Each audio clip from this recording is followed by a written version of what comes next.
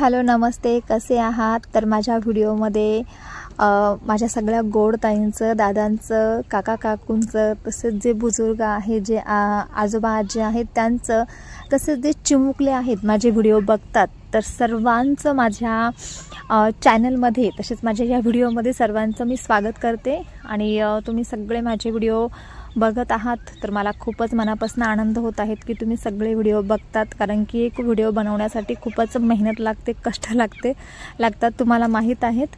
तर हे बघा, अशा पद्धतीने आता वाजले आहेत सायंकाळचे 6 आणि आता काय आहेत ना, दिवस खूपच छोटा आहेत म्हणून अंधार संध्याकाळी लवकर पडतं, अगदी 6 सव्वा 6 वाजता अंधार होत असतं। आणि हे बघा, हे आहेत माझे इथे सासरे आणि माझ्या बकऱ्या आहेत, जे जुने सबस्क्राईब आहेत ना, तर त्यांना माहीत आहेत माझ्याकडे काय काय आहेत म्हणून, पण जे न्यू सबस्क्राईब आहेत मी त्यांच्यासाठी आज सांगत आहे। तर अशा पद्धतीनं माझ्याकडे बकऱ्या आहेत। तर याच्यामध्ये तुम्ही मागच्या व्हिडिओमध्ये बघितलं असेल तर याच्यामध्ये अक्षरशः 2 बोकड पण होते। तर ते खूपच माझ्या बकऱ्यांना खूपच म्हणजे वैताग द्यायचे, कारण की त्यांना जर चरण्यासाठी सोडलं ना मोकळं तर त्यांना अजिबात चरू देत नव्हते, म्हणून मी त्यांना इथे देऊन टाकलेलंच। आणि आत्ता ह्या माझ्याकडे आहेत 4 ही पाठी आहेत। तर हे माझे सासरे आहेत। तर मग त्यांना काही असं म्हणजे आम्ही काही सांगत वगैरे नाही की तुम्ही काम करा किंवा जे काही करू लागा, पण मग त्यांनाच असं रिकामं बसवत नाहीत। दिवसभर अगदी काही ना काही ते छोटे मोठे त्यांच्या जे हातचे जे काम आहेत ना ते करत असतात ते। आणि हे बघा, आता पण त्यांचं तेच चालू आहेत, म्हणजे बकऱ्यांना सोडणं किंवा त्यांच्या पूर्ण त्यांना खायला टाकणं, अगदी छोटे मोठे जे पण काम आहेत ना त्यांना जे होतात ते करत असतात। कारण की त्यांचं वय जे आहेत ना, अगदी मी सांगते त्यांचं वय 41 मधले आहेत। तर तुम्ही हिशोब करू शकता त्यांचं वय किती असेल, साधारण एक 90 वर्ष तरी असेलच। पण मग इतके म्हातारे असून देखील ते छोटे मोठे कामं करत असतात, कारण की त्यांना पण वाटतं की त्यांचा एकुलता एक मुलगा आहे, सर्व त्यांना सांभाळावं लागतं, तर थोडंफार हातभार ते आम्हाला लावू लागतात। आणि दुसरं एक म्हणजे त्यांचं एक आहेत ना, तर असे छोटे मोठे कामे केल्यामुळे ना, तर त्यांचं शरीर पण इतकं निरोगी आहेत ना, तर अक्षरशः सांगायचं झालं तर ते कधीही आजारी वगैरे पडत नाही। तर त्यांचं जेवण वगैरे किंवा हिंडणं फिरणं, म्हणजे एक सांगायचा अर्थ माझा असा आहे की ते आहेत ना असे म्हणजे मोकळे फिरतात, एका जागेवर बसून राहत नाही। तर त्याच्यामुळे त्यांचं शरीर खूप निरोगी आहेत। आणि इतकं वय असून देखील म्हणजे असं काही नाही आहेत की आम्ही त्यांना कामे सांगतो, पण ते स्वतःच त्यांना बसायला आवडत नाही आहेत, ते सतत काही ना काही करत असतात।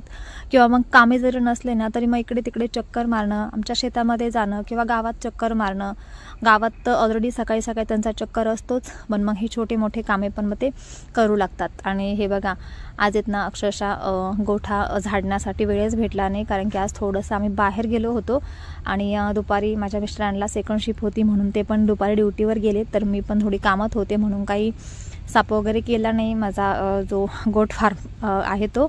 आणि इकडे बाहेर बघू शकता माझ्या ह्या गावठी कोंबड्या आहेत।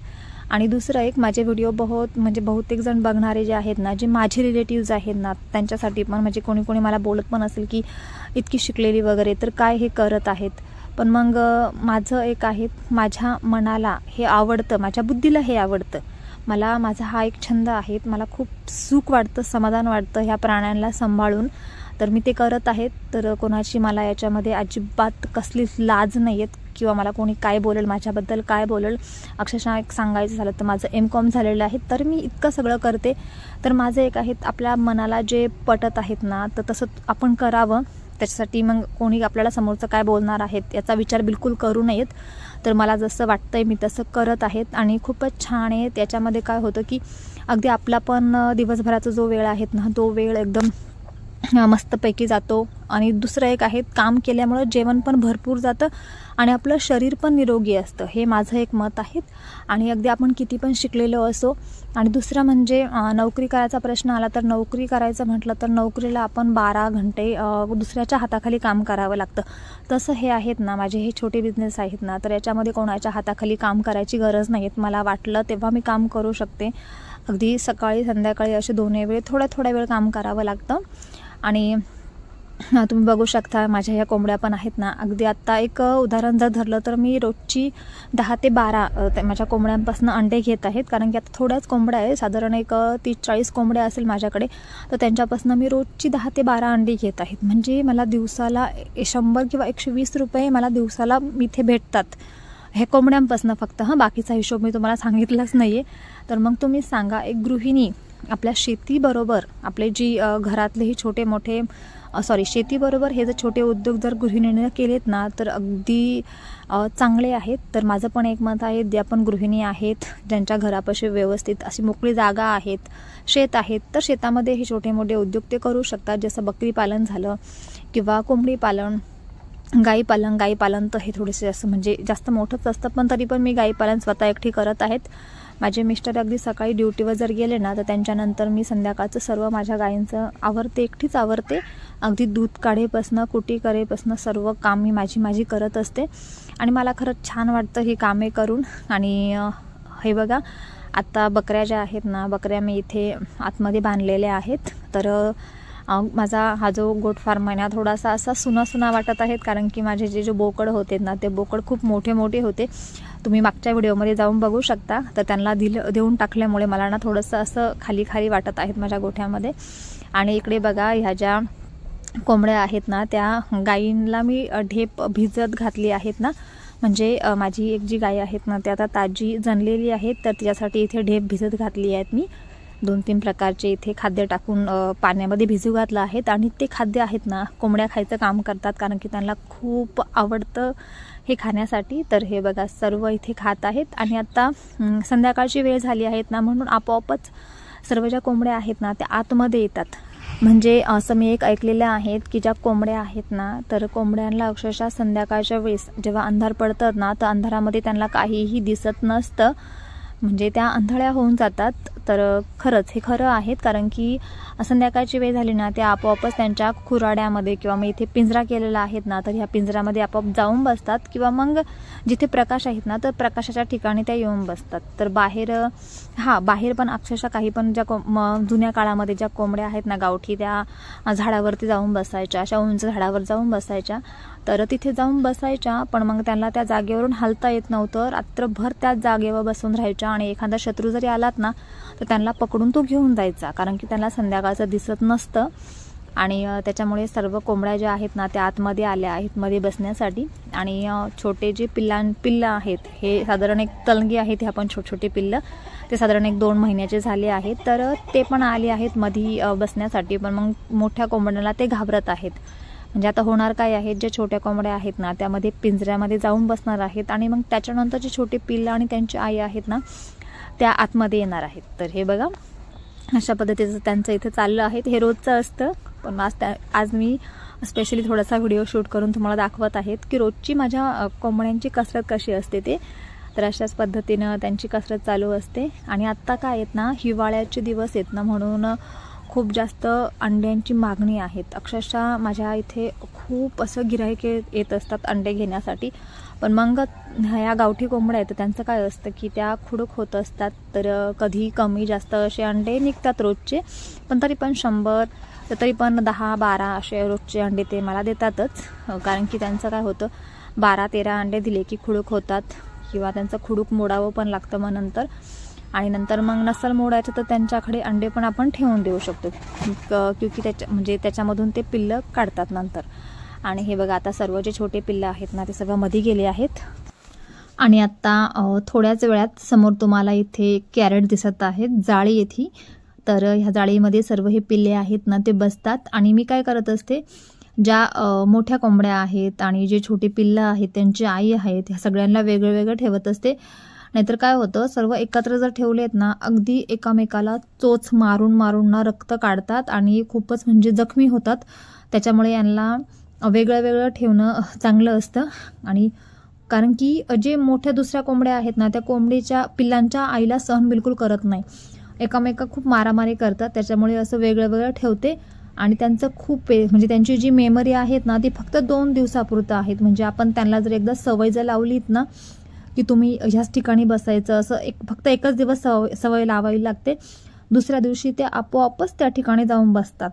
कारण की कोंबड्यांचं आयुष्य काही इतकं नसतं, साधारण एक 4 ते 5 वर्ष त्यांचं इतकं आयुष्य असतं आणि त्याच्यामध्ये त्यांची याददाश्त पण जी मेमरी आहे ती किती असते, 1 किंवा 2 दिवसाची. कारण की आदल्या दिवशी काय झालं आहेत ना, 2 दिवस अगोदर काय झालं आहेत ना, हे त्यांच्या बिलकुल लक्षात राहत नाही. त्यांना सवय लावावी लागते, फक्त ते बरोबर त्या ठिकाणी जाऊन बसत असतात. तर हे बघा, हळूहळू सर्व जी पिल्ले आहेत ना, ह्या जाळीमध्ये बसण्यासाठी चालली आहेत आणि नंतर त्यांची आई पण तिथे जाऊन बसत असते.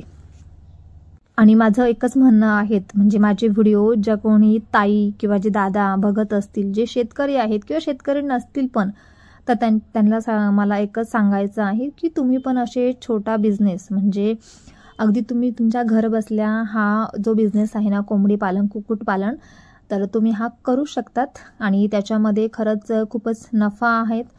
म्हणजे तुम्ही एक साईड बिझनेस म्हणून करू शकतात. एक उदाहरण धरा, तुम्ही अक्षरशः दिवसाला एक 100-200 रुपये जरी 20 कोंबड्या जरी धरल्या ना, तर तुमचे 20 कोंबड्या, मी 20च कोंबड्या इथं पकडता आहे, जर 50 धरल्या तर 500 रुपये रोजचे तुमचे इथे होणार आहेत, तुम्हाला भेटणार आहेत 500 रुपये.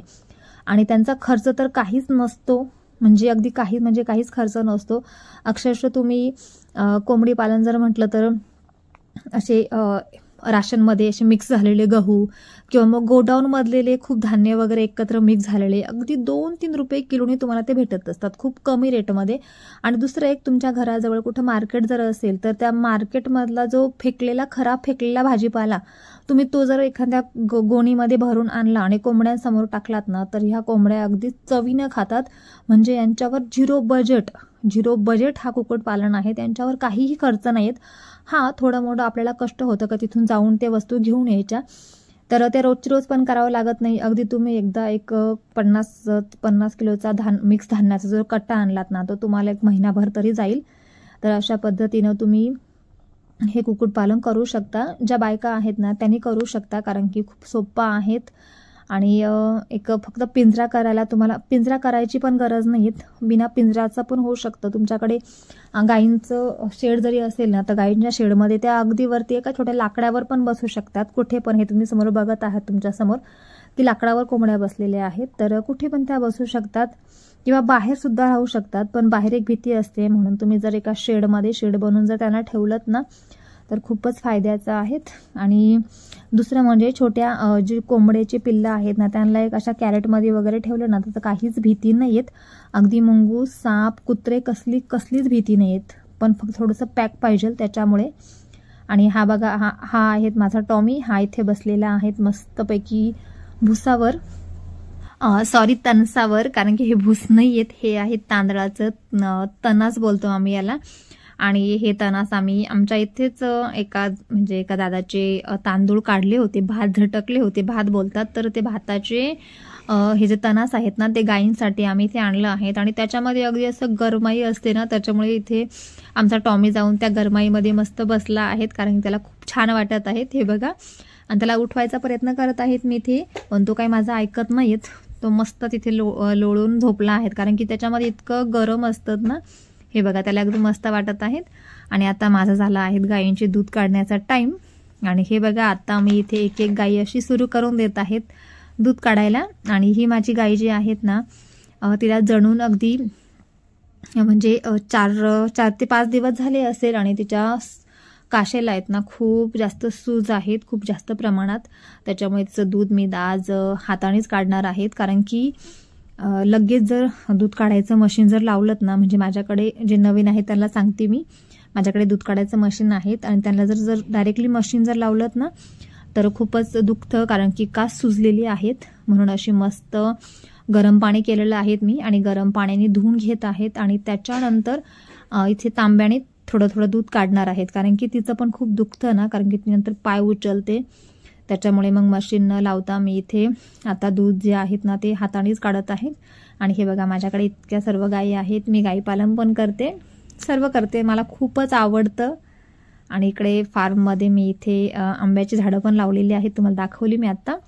आणि हे बघा, अशा पद्धतीनं मी गाईचं दूध काढत आहेत, कारण की मग तिला खूप त्रास होतो मशीन लावल्यावर. आणि हे बघा, ही समोर मशीन आहेत, आणि इतर ज्या गायी आहेत ना, त्या सर्व गायींना मी मशीन लावूनच त्यांचं दूध काढत असते.